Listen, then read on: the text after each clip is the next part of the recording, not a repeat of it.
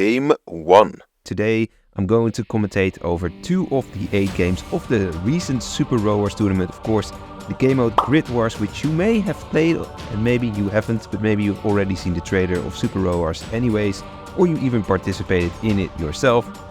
Well, it is basically like Grid Wars, but then in a tournament form.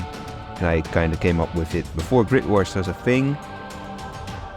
In this game mode, in case you don't know, it's not just the rows working together, because this is based off rowers, but no, it's also columns working together. So everyone is teammate with 6 players, but also not really, because you cannot trust everyone. You don't really know if they are gonna win with your row or your column. Maybe they go for their other team, you know? So in this game mode, you can expect, as a spectator at least, that there's a lot of chatting going on in DMs, but in this game it's kind of an exception. As you can see, 13 is being pushed right here. 7 said 13 instigator, that is why they push 13 here. And 13 doesn't end up being instigator at all, meaning 7 is liar, but yeah. Lying isn't really gonna be a big issue here. Well, it happens, but it's really part of the game. And well, I would want to say it's also part of the Wolvesville normal games, but yeah, sadly that's not always the case. 15 just died, so this game is very much, it seems like they're just going to eliminate the bottom row, which I think is kind of sad. So in case you want to know, I'm gonna pull up the point system real quick. The game ends when there's only villagers left, or when the werewolves have taken over, or the sect or whatever. And when the game ends, we are checking how many players are alive on every row and column. And then you can get a lot of ties, which did happen a few times, but sometimes you can also just get one winning row or column if they manage to play it out really well. In terms of spectating and playing, I ended up playing 4 of the 8 games. And those will be in the 2nd and 3rd episode. Then I will have live commentary as well, because I did live commentary when I played, but I didn't do live commentary when I didn't play. These games are from the first day session, by the way. As you could have seen, there's a lot of stuff that happened in the meanwhile. 12 has been pushed a couple times, 10 has been muted right now. So in case you want to know what the roles look like, we have a random vote manipulation, or actually 2 roles of them. Those roles are stuff like Grumpy Grandma, Flower Child, Mayor, even Preacher and Baker. And at the moment, one of them is a Mayor, 12, and the other one is not someone we know about quite yet. It could be a Grumpy Grandma, but there is also a possibility for a werewolf to be a Voodoo werewolf. We have 4 random werewolves, kinda, like they are called Super Rowers werewolves. They include stuff like Nightmare Werewolf, Voodoo Werewolf, but also Junior Werewolf, Split Wolf. Here goes a Seer. This is probably a good kill. I don't know if this is a good kill in terms of a strong roll per se, because the Seer might seem OP, but it's really not OP at all.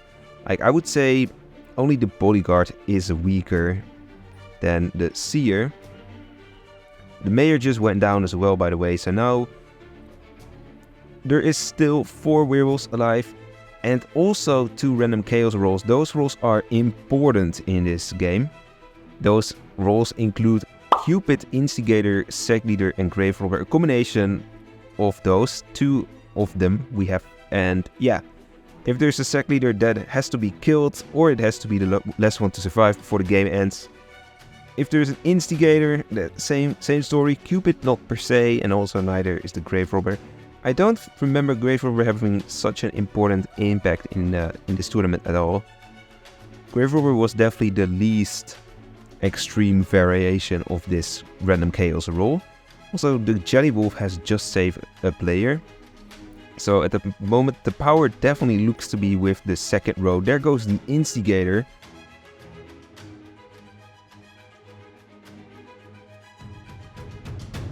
And here we have another thing that happened. The Forger's Sword was used to kill 14, and then the recruits died, and also 6 was also coupled, meaning the couple also went down with that.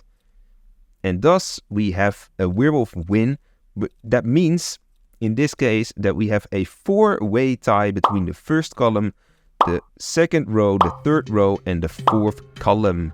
Game 2. Last game there were like a lot of pushes day 1, but this time it's very calm. Again, if we look at the setup, 2 vote manipulations is always the same by the way. 2 random village killing rolls, the witch icons. With a random protector, it's always bodyguard or ghost lady. 2 seers, a medium, a conju, a passy, 4 of the werewolves and 2 random chaos rolls. Now they are pushing 9, who is also on team 1 and he tags number 2 as Avenger. Grave Robber, in all honesty, usually one of the weaker roles in this game. Like the Instigator. You know, the tough thing with Instigator is if you are going to red out your recruits, which you can totally do unless they are both on your team somehow, which can happen, don't get me wrong, then they will also just red you out. And when you are redding them out, you technically already red yourself out as Instigator too. Now they are pushing 15. 15 was split wolf, taking down 7, which is kind of strange because 7 is also part of a teammate. But that definitely shows that the bottom row has something brewing up right now. As you can see, the seer is being revived, meaning the medium is 5, 6, 8, 11 or 3. Most definitely. I don't think anyone else would really revive the seer here. Especially because the seer is not gonna change the game that much. 3 at the moment just has to go for 7 and 11.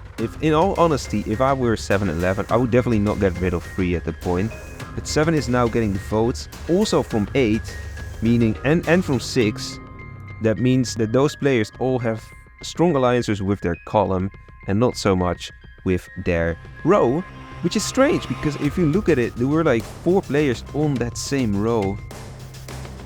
But perhaps they are brewing up a special plan and they are going to surprise later on in the game. 8 is currently muted and so is 10. One of those muters is a grumpy grandma, number 14, who just died. But there has to be a voodoo werewolf in this game as well then, because the other vote manipulation roll is 4. So there is a voodoo werewolf in this game. Now they are gonna push 12. And the pacifist has used their ability. There is a pacifist apparently in the game. It's not one, so it's either a wolf pacifist or it's a conjurer who took a pacifist, which can also be the case. And the conjurer might... Well, they have just taken the passy, so they cannot be Grumpy Grandma, but they can still turn into Grumpy Grandma, perhaps. Yeah, the Conjurer, in all honesty, is a very powerful role in potential in this game. You depend on who is getting lynched, but if you manage to get out strong villagers as Conjurer, then there is absolutely a lot of potential for you to get strong rolls. You have to be pushed out quickly by opponents, otherwise you might get too strong, have too much of a play in the game. Right now 5 has no other option than to go with the row, but it didn't seem like the second row was very keen on going for the row, if I remember, because 6 and 8 just pushed 7 out at some point as well, or they just voted along. Now they're going for 11. Of course, 3 doesn't like that. It's the only teammate that 3 currently has. And the village, the whole game, is kind of in doubt and votes 12 in the end, who turns out to be Ghost Lady. I suspect that 12 is Conjurer here. At the moment, it seems like the second row is winning. That's definitely who is dominant, and with this Cupid kill, we can see right here, there are players on every column for sure, and also 2 players sometimes on columns, but the second row has 3 players alive, and thus they will win this game. And yeah, next episode, which I will definitely drop because I will play in it. So yeah, that's gonna be exciting as well. You will hear my live commentary as I was playing, probably a little bit more exciting to hear, because I'm also going to react in stupid ways perhaps. I will see you next time, bye bye. If you loved what you just saw, then make sure to check out this juicy video I have here for you. You can also subscribe and turn on epic notifications to never miss a future upload. My social links, including Discord server, are in the link tree. Link is in the description. I will see you later, and don't be a traitor.